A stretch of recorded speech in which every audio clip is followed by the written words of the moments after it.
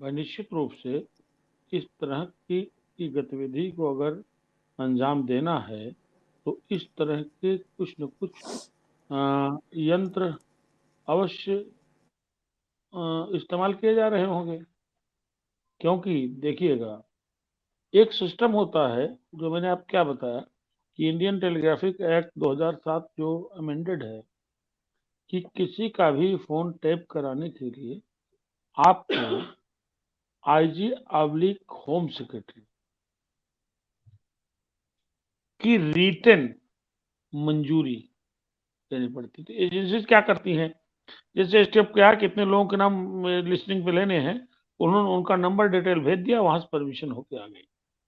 ये तो हुआ विधिक तरीका, क्योंकि यह अब स्थापित विधिमान्य व्यवस्था है कि आप किसी को भी अगर आपको आशंका है कि ये समाज विरोधी गंभीर गतिविधियों में राष्ट्रीय एकता और अखंडता को अक्षुण्ण रखने के खिलाफ होने वाली एक्टिविटीज में अगर ये शामिल होता है तो इसका फोन टैप करा करके इसके बारे में मालूमात की जा सकती है। गंभीर अपराध में शामिल या साजिश रचने वालों की जा सकती है, उसकी कई कैटेगरीज है। लेकिन अब जो जन सामान्य, राजनेता, अफसर, पत्रकार, सोशल एक्टिविस्ट, ऐसे लोग जो सत्ता शासन की खामियों पर चर्चा करते हैं, उनको जनता के सामने ले जाते हैं, अगर उनकी टैपिंग करानी है तो आपको कोई नाजायज तरीका इस्तेमाल करना होगा। और ध्यान हम्म। रखिएगा, ये हिंदुस्तान है, अगर यहाँ 5 व्यवस्थाएं जायज हैं तो 15 व्यवस्थाएं नाजायज भी चलती हैं जिनका इस्तेमाल किया जाता है।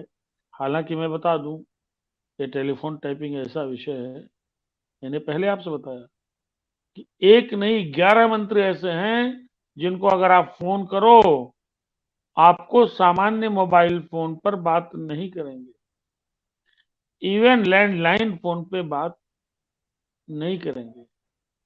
वो आपसे व्हाट्सएप कॉल पे, आपका नंबर आ जाएगा, व्हाट्सएप कॉल पे बहुत जरूरी होगा आपसे बात करना। ऐसा क्यों? ऐसा क्यों? कोई ना कोई बात तो है। मन में शक है। हम्म। शक नहीं हो सकता, शख्स उनका आशंका सही भी हो, उनको कहीं से पुख्ता जानकारी मिली होगी।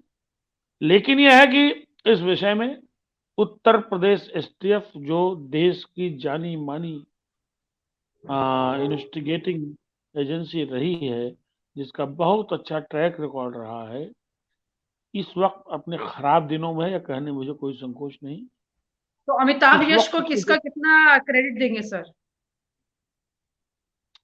मैं किसी इंडिविजुअल को नहीं जाता हूं, लेकिन इतना क्रेडिट तो जरूर पूरी एजेंसी का जो भी हेड होगा उसको दूंगा कि राज सत्ता के निर्देश पर चल करके उन्होंने अपना चरित्र गिराया है।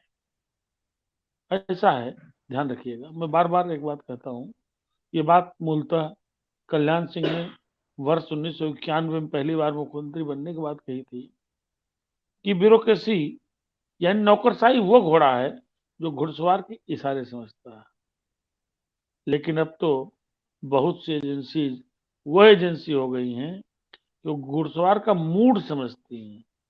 घुड़सवार का मूड अगर नाच देखने का है तो नाचने लगे, घुड़सवार का मूड अगर हास परिहास मनोरंजन का है तो कहो अपना काम छोड़ करके वो करने लगे। यह खराब स्थिति है। उत्तर प्रदेश की पुलिस दुनिया की सबसे बड़ी पुलिस है। भारत दुनिया का सबसे बड़ा लोकतंत्र, उत्तर प्रदेश देश का सबसे फर्टाइल पॉलिटिकल स्टेट है। यहाँ से तो अच्छे संदेश जाने चाहिए, यहाँ खराब बातें क्यों होती है, खराब बातों पर चर्चा क्यों होती है, ये चिंताजनक है। अखिलेश यादव का टेलीफोन टैपिंग का आरोप लगा देना ही बड़ी चीज है। हालांकि उन्होंने कहा हम्म। कि चुनाव के वक्त पर बंगाल की ही बात हुई, लेकिन मेरा मानना है कि टेलीफोन टैपिंग निश्चित रूप से एक घृणित अपराध है। ठीक उस प्रकार का है कि आप हमारे बाथरूम में कैमरा फिट कर दें और वो कैमरा जिससे आप लाइव सब कुछ देख सकें। नितांत घृणित अपराध है अगर कोई करता है, कराता है या ऐसा होता है। क्योंकि वही बात जो नूतन ने कहा कि आप इसको स्टेब्लिश नहीं कर सकते, स्टेब्लिश नहीं कर सकते क्योंकि आपके पास साक्ष्य नहीं है। तो साहब ये तो वही बात हुई ना कि एक ऐसा अदृश्य कैमरा लग गया है, आप नहाने जाएं, आप खाने जाएं, आप अपनी पत्नी से बात करें, आप दरवाजे पे जाएं, आप अपनी महबूबा से बात करें, आप अपने किसी भरोसेमंद से बात करें, वो सब सुने। ये तो अनुचित बात है ना, क्योंकि हर व्यक्ति को ये अख्तियार है तो जिससे चाहे बात करे, ये उसकी अपनी निजता है।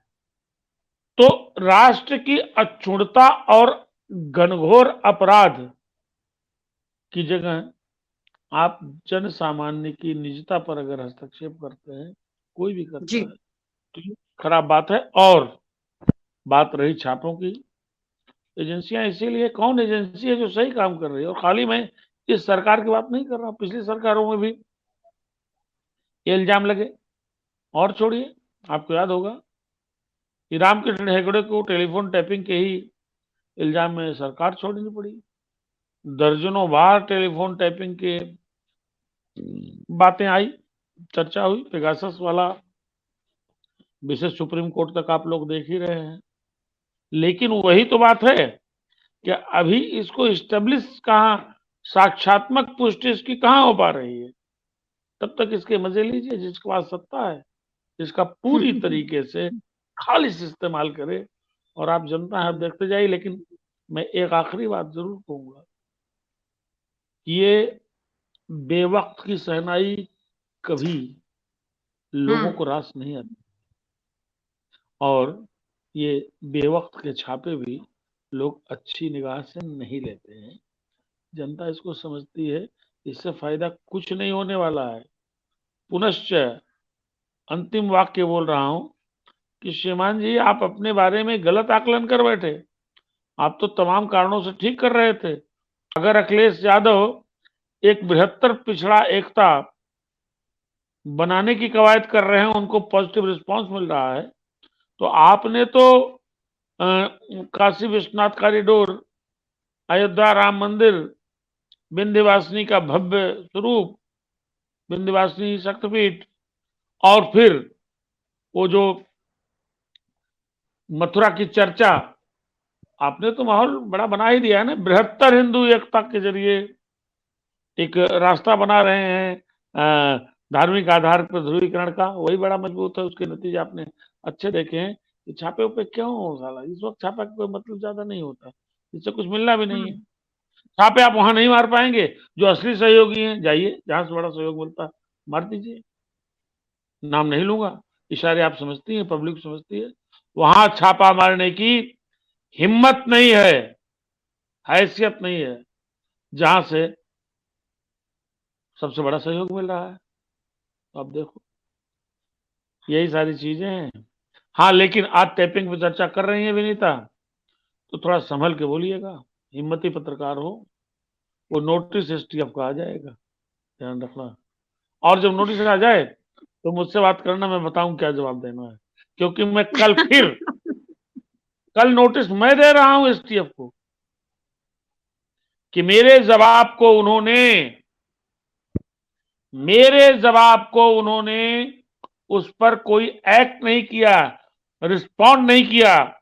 मैंने चौथे दिन रजिस्टर्ड डाक से, वो क्या कहते हैं जो जल्दी जाता है, रजिस्टर्ड डाक, स्पीड पोस्ट से जवाब दिया, और मेरा जवाब गया शाम को पहुंचा।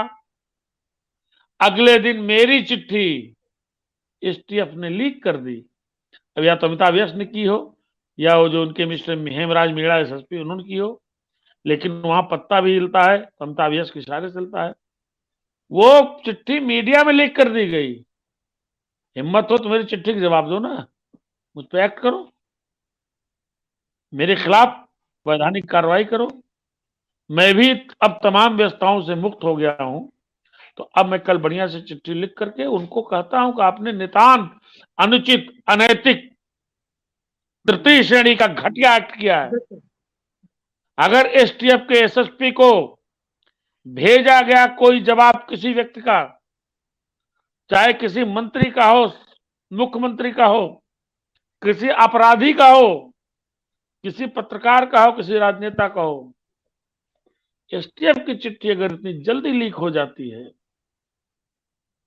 तो यह एसटीएफ की विश्वसनीयता पर सवाल उठाती है और उसके गिरते हुए चरित्र की तस्दीक करती है। मैं ऐलानिया कह रहा हूं, और यह चुनौती उत्तर प्रदेश के गृह मंत्री को है कि इतनी बड़ी एजेंसी जिसको कल्याण सिंह जैसे मुख्यमंत्री ने एस्टेब्लिश किया, एसटीएफ स्पेशल टास्क फोर्स, आखिर इतनी गिरावट क्यों आ गई कि एक सांसद उसको स्पेशल ठाकुर फोर्स करने लगा? इतना उसका स्तर क्यों गिर गया कि एक ऑफिशियल चिट्ठी का ऑफिशियल जवाब वो 4 घंटे में लीक हो गया? क्या कर रही है एसटीएफ? और मैं फिर कहूंगा, बहुत बड़ा इशू है, बड़ी रिसर्च हुई है, सामने आएगी। विकास दुबे के एनकाउंटर में एसटीएफ की जो भूमिका थी, लोग भूले नहीं हैं। यहां तक कहा जा रहा है कि एसटीएफ के हेडक्वार्टर में एक ऐसा व्यक्ति बैठता है जो वहां से वर्षों पहले त्यागपत्र दे चुका है। जब बर्खास्तगी की नौबत आई, त्यागपत्र दे चुका, वो बैठ के लिसनिंग करता है, वो जो टैपिंग होती है उसको सुनता है, छांटता है कौन महत्वपूर्ण है कौन नहीं महत्वपूर्ण है। कहा तो यहां तक जाता है कि वो विकास दुबे के एनकाउंटर में गया, वो व्यक्ति एसटीएफ छोड़ चुका है, बहुत बड़ा बिल्डर बन चुका है, एक चुनाव लड़ चुका है। मैं डीजीपी यूपी से कहूंगा, डीजीपी और एडीजीपी लॉ एंड ऑर्डर, इन दोनों लोगों से मैंने निवेदन किया है, फिर चिट्ठी लिख कह रहा हूं कि एसटीएफ का जो मुख्यालय है उसकी पिछले 6 महीने की, साल भर की जो सीसीटीवी फुटेज है उसको मंगा करके देख करके उसकी तस्दीक की जाए, देखा जाए कौन कौन लोग एसटीएफ के ऑफिस में है। एसटीएफ से बर्खास्त या भगाए गए लोग या इस्तीफा देकर के भागे लोग, एक बिरादरी के लोग, एक जात के लोग वहां क्या करते हैं, किस लिए जाते हैं? और अगर सीसीटीवी फुटेज नहीं मिलता है तो मान के चलिए वो आते थे, बैठते थे, यहाँ काम करते थे अनऑफिशियल तरीके से, वो उज्जैन तक गए एनकाउंटर में। गंभीर बात है। तभी एसटीएफ पर तो मेरी सीरीज चालू होगी, क्योंकि इस एजेंसी को मैंने हृदय से चाहा है। मैंने सैकड़ों आर्टिकल लिखे हैं, मैंने कितने चैनल्स पर डिस्कशन किया, मैंने देश के सर्वोच्च एजेंसीज को बताया, देश के वरिष्ठतम आईपीएस अफसरों से, जो सेंट्रल पैरा मिलिट्री फोर्स या सीबीआई जैसी संस्थाओं के मुखिया रहे हैं, उनसे मैंने तारीफ की है। तो अगर एक ऐसी एजेंसी जिसने देश में उत्तर प्रदेश पुलिस का नाम बढ़ाया, नाम चमकाया, अगर वहां गंदगी है तो निश्चित रूप से चिंता का विषय है। मैं दोबारा वो बात नहीं याद दिलाना चाहता हूं कि एसटीएफ के इन्हीं जो बॉस हैं, इन पर रुपए लेकर के आतंकवादी छोड़ने का इल्जाम था। मुझे यह भी पता है कि किससे किससे बात हुई, किन किन अफसरों को बीच में आना पड़ा,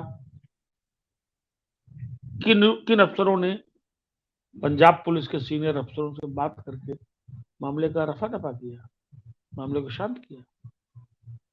लेकिन इतने बड़े इल्जाम के बाद वही जनाब एसटीएफ का नेतृत्व कर रहे हैं, ये चिंताजनक बात है।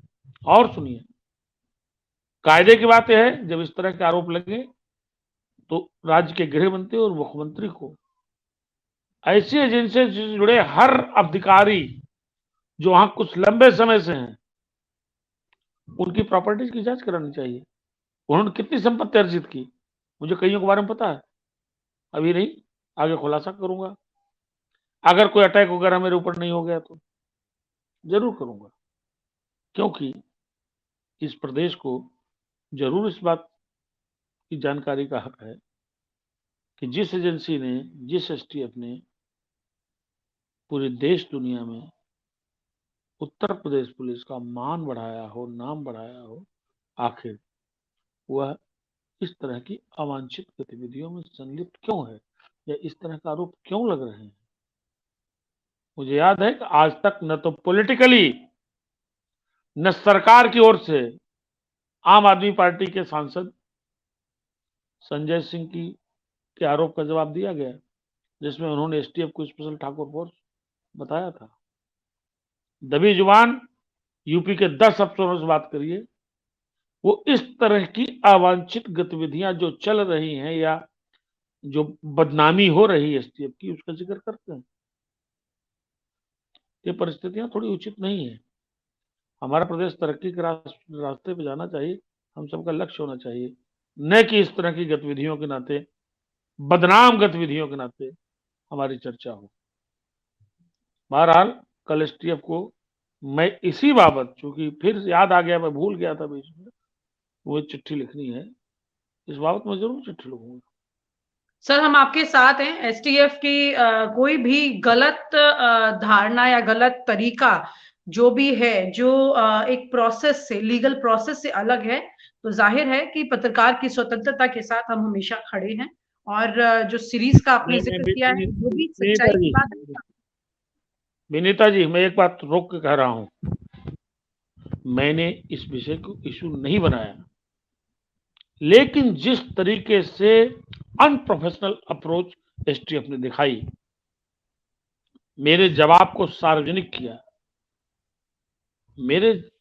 मेरे जवाब में जो सवाल थे आप उसका जवाब देते, आपने सार्वजनिक करके क्या कर लिया? यह साबित करता है कि आप या आपका बॉस जो कोई हो, वो नितांत गैर व्यावसायिक तरीके से काम करता है, गलत काम करता है। और इस देश के 25 राज्यों में हेमंत तिवारी के लिए खड़े होने वाले पत्रकार हैं।